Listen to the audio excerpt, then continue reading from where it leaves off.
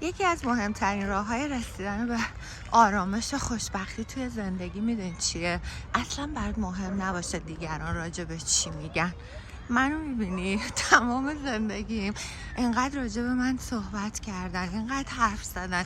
توی هر دهه از زندگیم که بودم اتفاقایی که برام افتاده باعث شده که دیگران پشت سر من کلی غیبت و گاسیپ کنن، یعنی حرف بزنن.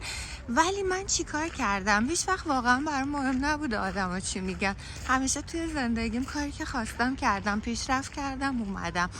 همیشه فقط خودت برای خودت مهم باش و اینکه بقیه چی برات میگن، چجوری قضاوتت میکنن، اصلا در نظر نگیر.